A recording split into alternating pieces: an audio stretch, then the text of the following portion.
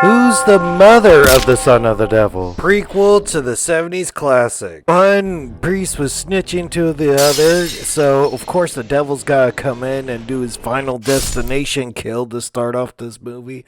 And that's what he did. They're moving his glass window, the window breaks, a spear comes down, and bah! Gets this priest on top of the head. First, he's like, oh shit, I think everything's okay. I'm fine. He turns around, he's missing the back of his head.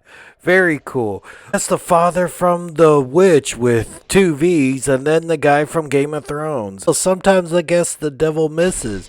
But no, man, he didn't miss because that guy started smiling and blood started pouring out of his mouth. Nah, devil got him right where he wanted. Story follows this nun the whole time who just moved to Rome from America, and she's like getting friendly with this young girl, and you're like, one of these girls are gonna be the mother of the devil. It's all for you.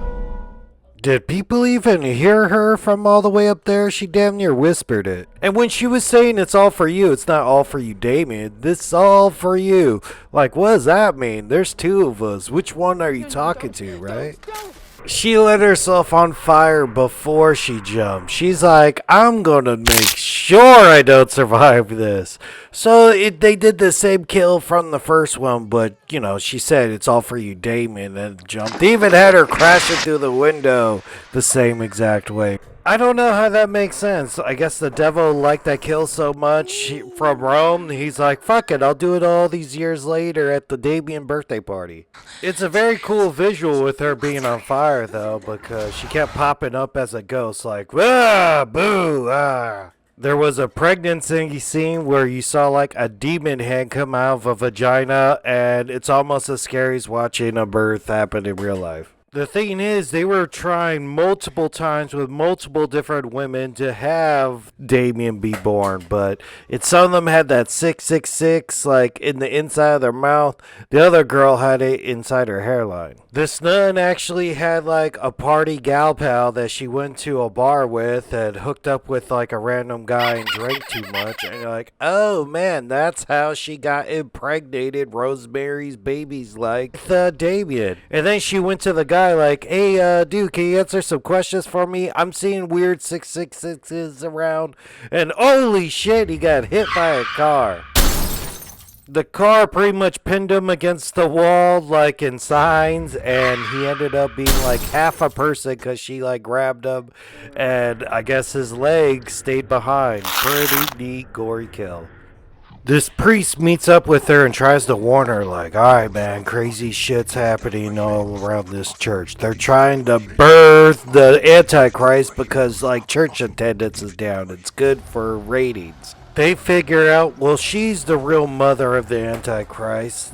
They take her to the hospital to get an abortion, but before she could get there, car accident. What do you know, dude? The devil intercepted her. The car was full of people, but I know for sure I think the driver got his head smashed on the steering wheel. You know, like old school cars from the 60s. I don't even think there was a seatbelt law back then. So, yeah, of course, the guy's head got wrapped around the steering wheel. The birth happens, and what do you know? She gave birth to twins. What? A boy and a girl. So the girl is like sort of the Antichrist, but the devil can't be a girl, right? Wants to be a boy. Same thing with Hereditary. Like, come on, sexist devil. You could be a girl, I guess, if you want to. They have the whole birth happen. They do a C-section, cut open the womb and such. Then she comes up and stabs the old priest in the neck with a scalpel and then leaves. But the church burns down the whole place. And then they do the whole thing where they go to the hospital, meet Gregory Peck, switch off the baby, kill the other baby. And there you go. We're set up for part one. She runs off to a snowy cabin, is raising the little girl, and then that priest shows up. I guess he survived that car crash and warned her. We might even get a sequel to the prequel because they go, hey, well, you know, Damien's alive. He's going to be coming after his sister to kill her too. And you're like, what? All right, I'm down.